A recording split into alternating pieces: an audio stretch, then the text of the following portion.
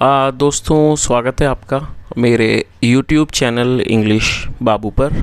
और आज मैं फिर हाजिर हूँ आपके साथ एक नई स्टोरी लेकर। और दोस्तों, आज जो स्टोरी मैं आपके लिए लेकर आया हूँ ये एक शॉर्ट फ़नी स्टोरी है। बहुत ही मज़ेदार अच्छी कहानी है। कहानी सुनने में आपको मज़ा आएगा। उसके अलावा दोस्तों, आज की इस स्टोरी में आपको कुछ नए इंग्लिश के वर्ड मीनिंग सीखने को मिलेंगे, उनकी करेक्ट प्रोनाउंसिएशन के बारे में पता चलेगा और हमेशा की तरह जो इसका ग्रामर का पार्ट है उसे बिल्कुल डिटेल में कवर करेंगे, तो एक एक स्ट्रक्चर को आप बड़ी आसानी से सीख पाएंगे। तो चलिए दोस्तों, आज की इस कहानी को हम शुरू करते हैं और सबसे पहले कहानी का टाइटल देखते हैं। कहानी का टाइटल है द सुपरस्टिशन। क्या मतलब हुआ दोस्तों? ये जो शब्द है ये एक नाउन है, तो आप इसे ज़रूर नोट कर लीजिए। स्पेलिंग को भी SUPERSTITION, सुपरस्टिशन। दोस्तों, ये एक नाउन है जिसका मतलब होता है अंधविश्वास। तो दोस्तों, ये आज की इस कहानी का टाइटल है, शीर्षक है। और अब मैं इसे पढ़ना शुरू करता हूँ। आपसे रिक्वेस्ट है कि आप कहानी को बिल्कुल ध्यान से सुने, और यदि आज की कहानी में आपको कोई भी नया शब्द या फिर नया स्ट्रक्चर मिले तो आप उसे ज़रूर नोट करें, और यदि कहानी पसंद आए तो लाइक भी ज़रूर करें। तो चलिए इसको शुरू करते हैं। Once there lived two superstitious persons named Hari and Madho. क्या मतलब हुआ दोस्तों? ये जो वाक्य है ये एक पास्ट इंडेफिनिट का अफर्मेटिव वाक्य है, और जब हम पास्ट इंडेफिनिट में कोई भी अफर्मेटिव का वाक्य बनाते हैं तो वहाँ वर्ब की सेकंड फॉर्म का यूज़ किया जाता है। LIVE लिव का मतलब होता है रहना, किसी स्थान पर निवास करना, और ये सेकंड फॉर्म है लिव्ड। तो क्या अर्थ हुआ? वंस, एक बार। Once there live two superstitious. दोस्तों, उसके अलावा आप इस वर्ड को ज़रूर नोट कर लीजिए। देखिए, ये जो वर्ड ऊपर मैंने आपको बताया था, जो कहानी का टाइटल है वो सुपरस्टिशन, ये एक नाउन है जिसका मतलब होता है अंधविश्वास। और जो ये जो वर्ड आप देख रहे हैं SUPERSTITIOUS, इसे सुपरस्टिशियस पढ़ेंगे। और दोस्तों, ये एडजेक्टिव है जिसका मतलब होता है अंधविश्वासी, ऐसे या वहमी, ऐसे व्यक्ति जो किसी अंधविश्वास पर यकीन करे, विश्वास करे, उसे सुपरस्टिशियस कहा जाता है। तो इस लाइन का क्या अर्थ निकला? एक बार दो अंधविश्वासी व्यक्ति मतलब persons named Hari and Madho, Hari और माधो नामक रहते थे। तो इस तरह से पूरी लाइन का क्या अर्थ निकला कि once there lived two superstitious persons named Hari and Madho. एक बार हरी और माधो नामक दो वहमी रहते थे, या कह सकते हैं दो अंधविश्वासी रहते थे।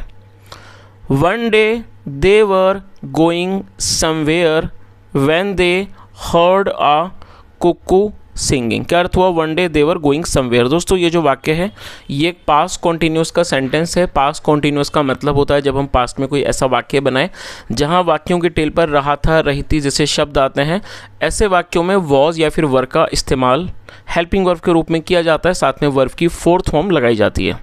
और यदि सब्जेक्ट प्लूरल होगा तो उसमें हमें वर्ब का यूज़ करना होगा। और THEY दे को यहाँ सब्जेक्ट के रूप में प्रयोग किया गया है।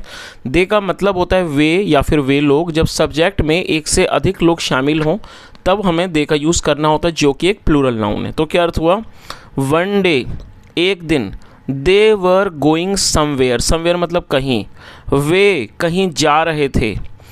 When they heard a cuckoo singing। और दोस्तों, ये जो वाक्य है ये भी पास्ट इंडेफिनिट का ही वाक्य है जहाँ सेकंड फॉर्म लगाई जाती है। हियर मतलब सुनना, सेकंड फॉर्म heard। When जब, they heard उन्होंने सुना, a cuckoo singing एक कोयल को गाते हुए। और दोस्तों, कुकू का मतलब होता है कोयल। तो इस तरह से पूरी लाइन का क्या अर्थ निकला? One day they were going somewhere when they heard a cuckoo singing. एक दिन वे कहीं जा रहे थे जब उन्होंने एक कोयल को गाते हुए सुना।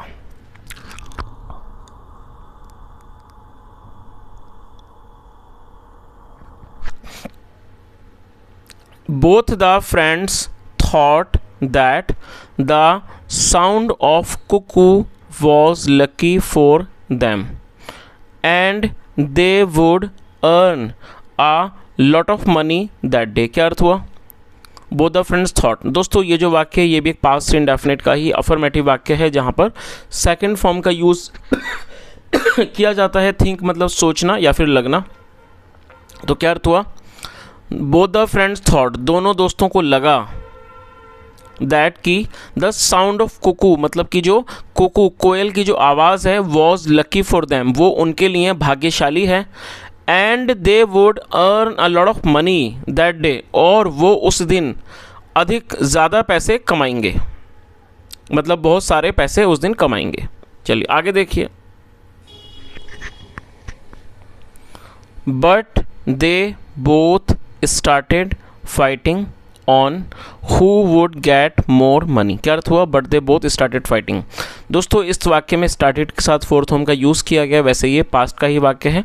जब हम कोई ऐसा वाक्य बनाएंगे जहाँ पर लगा लगी के बाद कोई भी क्रिया मौजूद हो, जैसे वह खेलने लगा, वह दौड़ने लगा, हम नाचने लगे, मैं पढ़ाने लगा, ऐसे वाक्य जहाँ पर लगा लगी के बाद कोई भी क्रिया मौजूद हो, तो ऐसे वाक्यों में सब्जेक्ट के बाद स्टार्टेड का यूज़ किया जाता है और साथ में वर्ब की फोर्थ फॉर्म लगाई जाती है। फाइट का मतलब होता है लड़ाई करना, झगड़ा करना। तो क्या अर्थ हुआ, बट दे बोथ, बोथ मतलब दोनों, but they both started fighting, लेकिन वे दोनों लड़ने लगे, ऑन इस बात पर, who would get more money कि किससे ज़्यादा पैसे मिलेंगे। और दोस्तों ये जो हु है इसे यहाँ पर एक इंट्रोगेटिव वर्ड के रूप में प्रयोग किया गया है। तो इस तरह से पूरी लाइन का क्या अर्थ निकला, but they both started fighting on who would get more money, लेकिन वे दोनों लड़ने लगे इस बात पर कि किससे ज़्यादा पैसे मिलेंगे, who would get more money. आगे देखिए, both of them got badly wounded. क्या मतलब both of them got badly wounded. दोस्तों ये भी पास्ट इंडेफिनिट का ही अफर्मेटिव वाक्य है जहाँ पे सेकंड फॉर्म लगाई जाती है। और ये जो वुंडेड है, WOUNDED, वुंडेड का मतलब होता है घायल हो जाना, और ये एक एडजेक्टिव है। तो दोस्तों इस चीज़ को आप ध्यान में रखें जब आप इस तरह के कोई वाक्य बनाते हैं जहाँ पर आप एक एडजेक्टिव को वर्ब के रूप में प्रयोग करते हैं, तब आपको वहाँ एक सपोर्टिंग वर्ब का यूज़ करना होता है।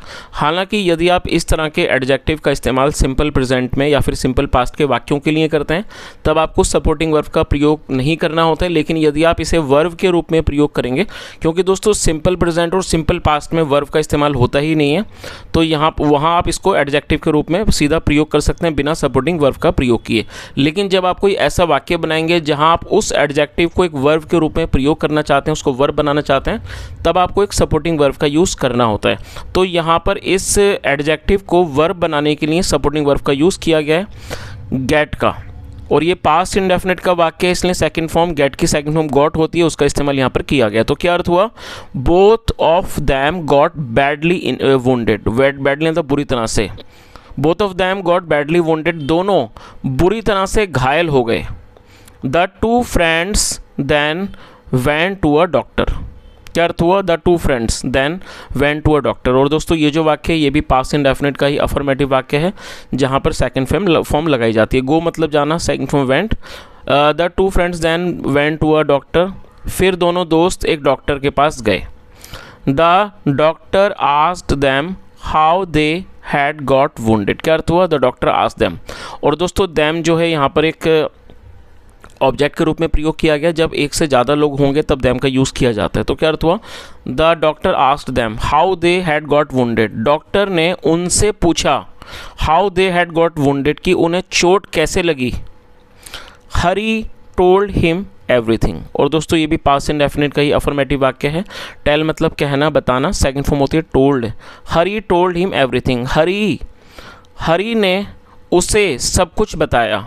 देन मतलब कि फिर, ही आस्क्ड द डॉक्टर, फिर उसने डॉक्टर से पूछा, who was more lucky among the two of them. फिर उसने डॉक्टर से पूछा, who was more lucky among the two of them कि उन दोनों के बीच में, अमंग मतलब बीच में, उन दोनों के बीच में ज़्यादा भाग्यशाली कौन है। आगे देखिए,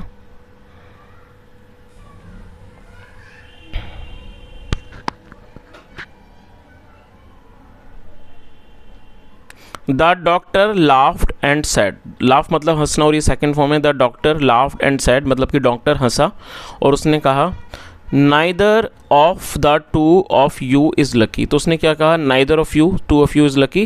आप दोनों में से कोई भी भाग्यशाली नहीं है कोई भी, लकी नहीं है मतलब आप दोनों में से कोई भी भाग्यशाली नहीं है। The sound of the cuckoo was lucky for me, तो उसने क्या कहा कि the sound of the cuckoo was lucky for me, कोयल की आवाज़ मेरे लिए भाग्यशाली थी। For I would earn much money, जिसके for I would earn much money after treating both of you, तो उसने क्या जवाब दिया, the sound of the cuckoo was lucky for me, कि जो कुकू मतलब कोयल की जो आवाज़ है वो मेरे लिए लकी थी। For I would earn much money, मतलब मैं ज़्यादा पैसे कमाऊँगा after treating both of you, तुम दोनों का इलाज कर कर।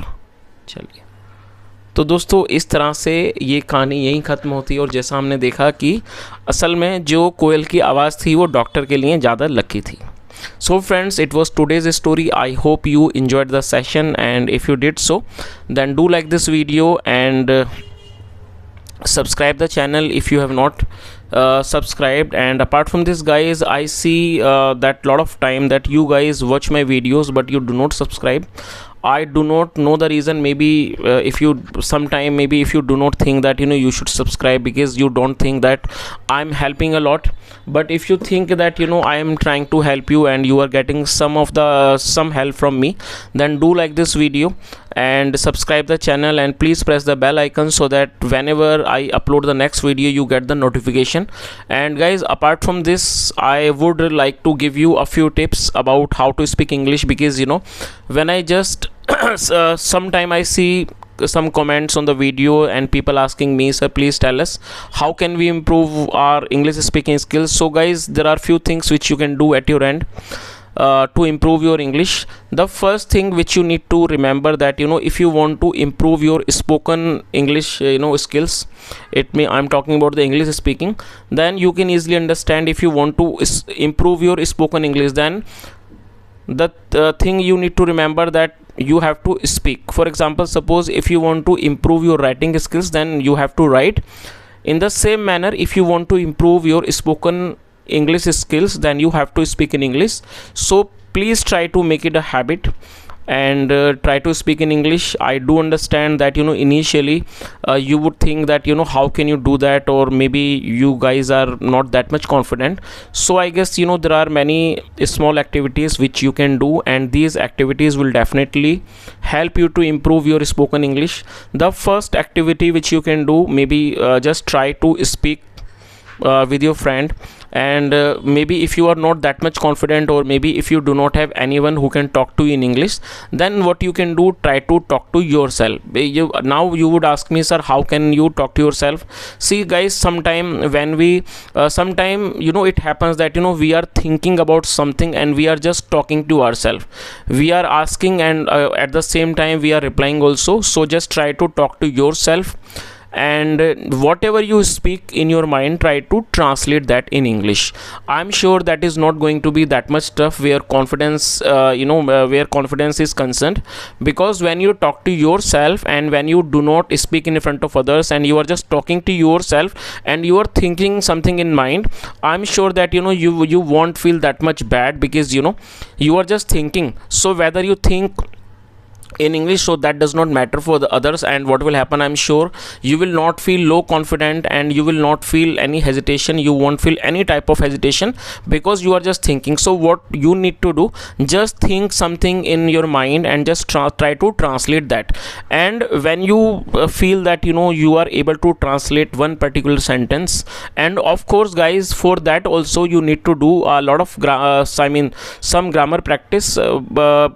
How you can do, maybe you just need to learn some grammar that you can learn from many sources, like there are many multiple books of grammar are available in the market, or maybe you can watch some grammatical any channel where you can learn grammar, and by translating these small sentences in your mind, it will definitely help you to speak in English. And by doing this practice, then you will, after some time, then you will feel that you are able to translate small sentences. Then just try to speak them in front of others, and then you will definitely get a lot of help, because when you practice it every day, it will definitely improve your confidence. And apart from this, you will be able to speak or you will be able to improve your spoken English.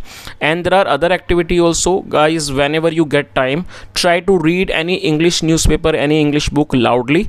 And some of you would not maybe may not be doing this, or maybe sometime you may think that what is, how it can help us. But you need to understand, guys, because if I talk about myself, I'm a Hindi speaking guy, and when it comes to English is not easy for me. So that is why when we have to speak, when a person who is from Hindi background, when that person tries to speak in English, he has to face a lot of problem, because his pronunciation and plus clarity creates a lot of problems. So what will happen if you start reading newspaper, English newspaper or English books? So what will happen, it will definitely improve your pronunciation, and apart from this, you will also get to see a lot of improvement in your clarity. And what will happen if you practice it daily, and if you try to read newspaper, English book every day, at least for 10 to 20 minutes, what will happen, you will feel this, that when you speak in English, it is easily coming out of your mouth, and you are easily able to speak in English. So I hope you can understand this thing, because normally what happen, if I talk about myself, I am also from a Hindi background, and I never had any English atmosphere in my school, because I was in a government school. So guys, now you can understand this, because Hindi is our mother tongue, and we all the time we speak that, but suddenly when we have to speak in English, we lose our confidence, and we are not able to speak. The problem is that because we are not habitual of speaking in English. So what we have to do, guys, we have to become habitual of speaking in English. And how can we do that? By doing such practices. As I have told you, you need to read English newspaper, English books, and when you read them loudly, I'm not saying that you need to translate that, or you need to try to get the meaning of that.